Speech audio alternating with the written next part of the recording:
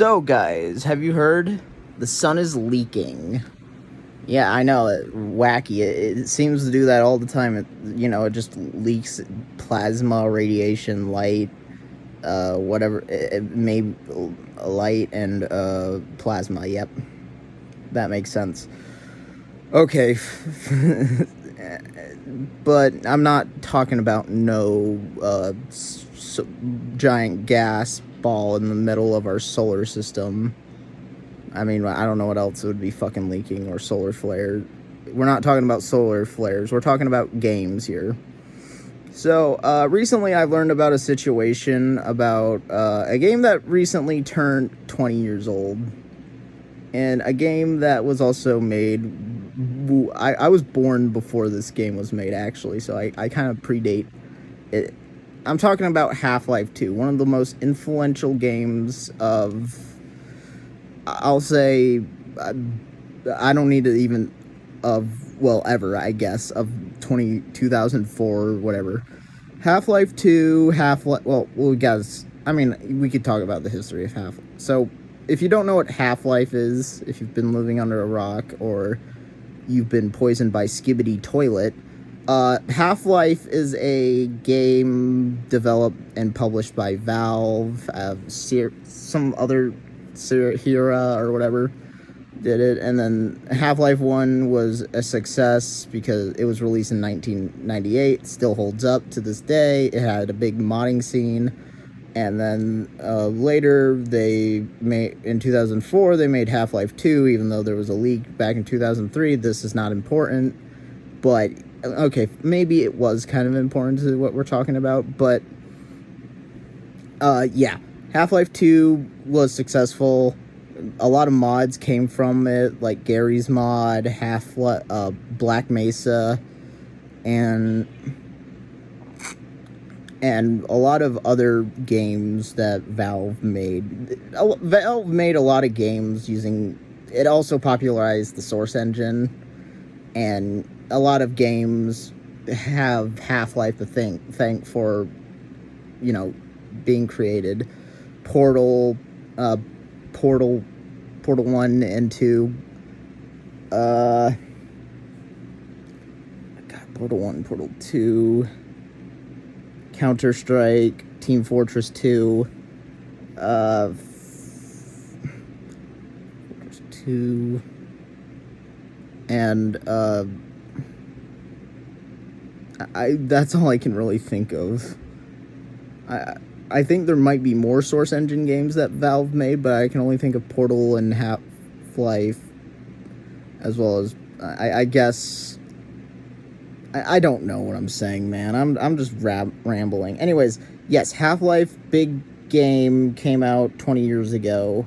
They had a full fucking anniversary video. If you haven't watched it, go watch it, because it's really good. They go into depth of how it was created, and they also mentioned the leak once or twice. Anyways, we're talking about the mods. Half-Life 2 is known for, the biggest mod I would say is Gary's mod. If you know what Gary's mod is, it's a Half-Life 2 mod. You can literally play the Half-Life 2 campaign in Gary's mod. Gary's mod is a really old mod for it, and it's probably one of the more popular ones. But there are bigger mods, I guess, for it, like ones that just revamp the whole game. Like I mentioned, Black Mesa, the Half-Life 1 remake, using the Source Engine physics and whatever the hell else they did. And then there's games like Entropy 02, which kind of came out of nowhere for me. Apparently it was based off some Half-Life 2 map miniature campaign thing about you playing as a Metro cop in the Combine or whatever. Entropy 02 was really good. I'll say that. And, however, with this high modding and also Valve allowing people to publish their mods on the Steam, there also comes stinkers, like Hunt Down the Freeman. But the game we're talking about makes Hunt Down the Freeman look like a fucking masterpiece. Like a shiny turd. and I've been kind of blue balling you, but we're talking about Half-Life Overcharged. Half-Life Overcharged is a mod that's supposed to be a spiritual successor to, Half-Life Overcharged is a spiritual successor to mods like, S-Mod, BS Mod, and, yeah, that's kind of it. Basically, it's supposed to be a spiritual successor to a classic mod called S-Mod that basically adds, like, I think new stuff, a kick, new weapons, like throwing scissors, a grease gun. I'm not talking about, like, a gun you use to grease things. It's a greaser gun. And then there was, like, other... I haven't played S-Mod, personally. I only play, like, Gary's mod and Entropy 02 because I heard there's a mod called Swelter. I might try that, but once I get, like, more storage on my Steam Deck. But yeah, there are a lot of mods for Half-Life 2. Half-Life 2 Overcharged is one of these mods. And the reason why I'm talking about it is, it's a mod that adds so much to the game. Basically, it's just like an overhaul to Half-Life 2. That's all I could put it with. It adds, like, new animations, new enemies, new weapons. Like, weapons from, like, I'm surprised to say, but it adds weapons from, like, the entire history of Half-Life, like, from the Gearbox expansions, the betas, and even the first game. And there's even some weird weapons, like just a lot of weird stuff. And then they also added new parts to maps, enemies from classic games from all over the Half-Life series, even some ones from the beta, like cut beta enemies, like the Cremator and stuff. And it's an interesting look. Like, I think, like, the idea is great on paper. Like, okay, let's just make Half-Life, but make it overcharged, I guess. Like, just overhaul it. They also added a kick. I think there's also a punch. There's also slow-mo bullets. And a lot of just weird stuff. But that's not the reason why we're talking about it.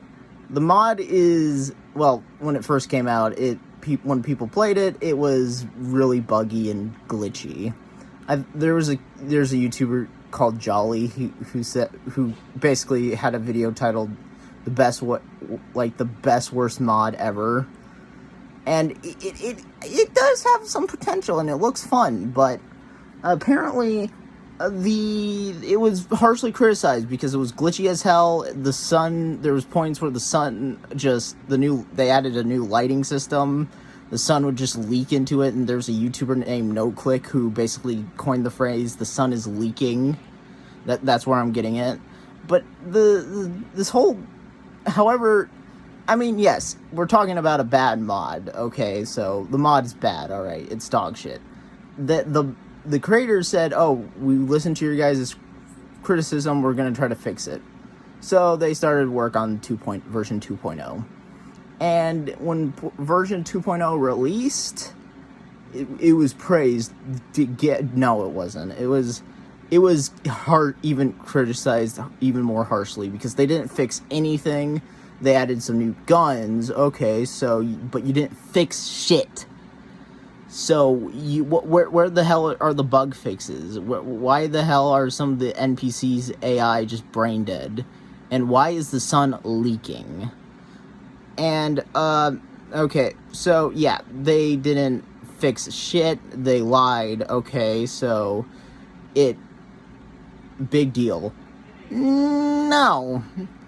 So, let's go back to NoClick for a second. NoClick is a YouTuber who deals with, like, Half-Life mods. He makes, like, reviews for them. And, in one of his videos, he tries to launch, Overcharged, but the game crashes on him for some reason, and he gets this weird error error message called "Quit talking shit about us" with, well, shit like SISH1T exclamation mark. Yeah, it's really weird. And there was another YouTuber who basically he got this weird message. He couldn't play it. He tried contacting people on Reddit, Discord. He used Yahoo, that dinosaur called Yahoo Messenger, to basically contact another YouTuber named Deadwater Gaming, or no, not Deadwater Gaming. His name is like Radiation Hazard, and he's also another prolific Half-Life YouTuber who also criticized the mod. But what happened is, after he was able to launch the game just fine, but it seems NoClick was unable to launch the game. He's tried everything. He tried replacing his graphics card, uninstalling Half-Life, reinstalling it, removing it from the source mod folder, and reinstating it, but nothing worked. And you know what the reason why? Because these little slimy douchebags decided to add a little bit of, they got locked in, and they sprinkled a little bit of code in the client DLL file that basically bans certain YouTubers who criticize them using their Steam ID, basically the game, if they try launching the game shits itself and dies, and an error message pops up.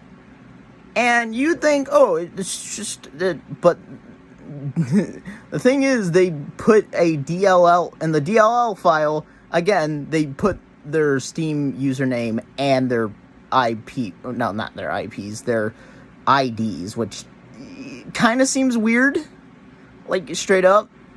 And the YouTubers who were mentioned was, like, NoClick, I think Deadwater Gaming, because I accidentally keep saying their name, but yeah, Deadwater Gaming, I think, was involved. Some YouTuber with only 400 subscribers in a video with only, like, few views. And Deadwater Gaming, or, god damn it,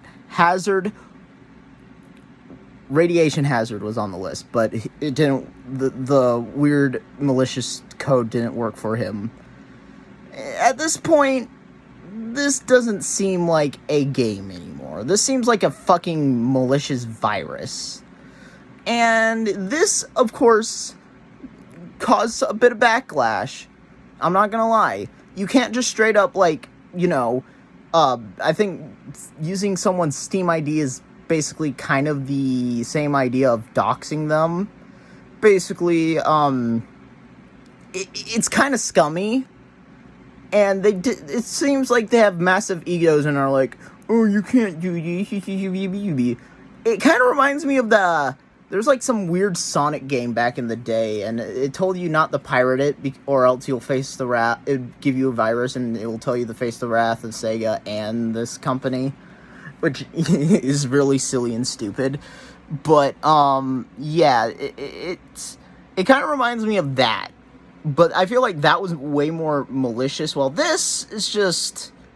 it is still fucking malicious. Like, this has turned from a funny bad mod into fucking malware. So, congratulations, overcharged devs. You fucked up. And it is concerning that they're willing to do this to silence criticism. Guess what? If you try to silence criticism, more people are going to find out and criticize you for it, Buster. So, you should have just fixed the mod, or say, hey, we're kind of struggling here. Don't ban them. Listen to criticism. No matter how harsh it is. There's a difference between harsh criticism and being too mean to straight up just, I understand that, but they were just giving, fair criticism, but no, they straight up said, nah, we don't like your video, or no, we're not going to copyright, at least they didn't go with the copyright claim, but they put some malicious code in the and the fucking DLL file, which is not good. Anyways, because of this, the mod got delisted from ModDB, and I don't think there's going to be a Steam release of it anytime soon. They made another mod called Arctic Adventure, which was supposed to be like a like, I guess, remake, or it took 10 years to develop, and it was like some, I don't know, continuation of Half-Life Episode 3 that never came out. And it was it had something to do with the Borealis in the Arctic, and the game is, the mod itself is broken. The sun is leaking everywhere, and there's a snowmobile that just doesn't fucking work. You just go, and it looked like a fucking mess.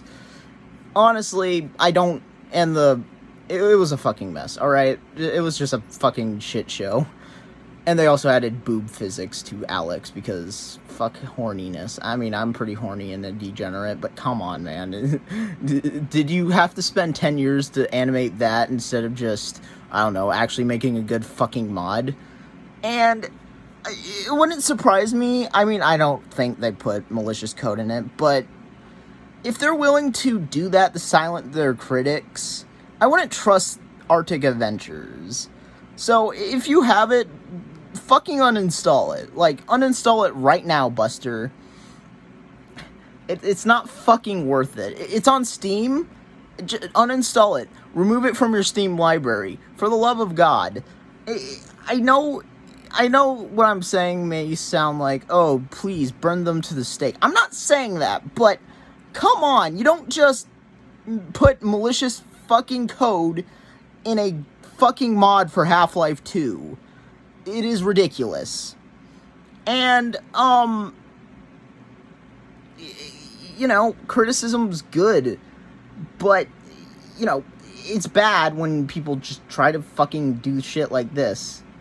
And honestly, if I get banned from, actually, it's not on ModDB, so fuck you, mod developers, fuck you. It's wacky, honestly. Anyways, there also seems to be some drama in the Discord server. Some I guess, like, brainlet lobotomite, or basically some overcharged titty drinking joker decided to say, hey, you know what we should do? We should find NoClick's IP address and dox him. Which, buddy, that's a fucking crime. And, you know, that's straight up fucking illegal. So maybe don't do that. He may have criticized your mod, but no. And then there's some scumbag Discord moderator who's silencing the people in the Discord server. Yes, they have a Discord server. And the developers and this moderator seem to be just dickheads. Just straight up fucking losers. And honestly, I'm not surprised. They're silencing people on Discord. So, yeah, this is just really bad. Honestly, the lesson of the story is, if someone gives you criticism, just fix it. Just fix it. I don't know. It shouldn't be that fucking hard. And also, don't blame it on the source engine, because the source engine is a 20-year-old engine. I understand it's janky as fuck, but I don't think it's that hard to fix code that you wrote for an NPC. Don't blame the fucking engine. The source engine is great. A bit janky at times, but it's a good fucking engine. I think the issue is you. You refuse to fucking, fix your mod. So, actually just fix your mod. Don't whine about it. Don't make a fucking virus. It's bad enough. So, yeah. Moral of the story, don't get any mods from these developers. I just don't recommend it. They've already ruined their fucking reputation. And don't don't, and if you're gonna make a mod, make a good mod. I mean, hey, maybe, and, I mean, if you're gonna, yeah, whatever. Or, you know, just be self-aware, alright? Like, yeah, I know it's shit, it's dog shit. If you're starting out with mods, you know, I think we shouldn't discourage beginners. Yeah, your mod is gonna be dog shit if you're beginning, whatever, but you will improve. But if you decide to silence the criticism and make an echo chamber, that's not gonna end well. That is not healthy in the slightest. And remember to keep eating those swinging your crowbar and eating head crabs. Yeah. And also wear sunscreen because the sun is fucking leaking. The sun is leaking. The sun is leaking. And like, sub. I'll probably post more like this later. See ya.